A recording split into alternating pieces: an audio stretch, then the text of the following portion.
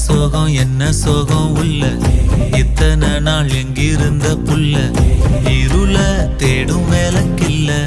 ஒளியா வந்த எனக்குள்ள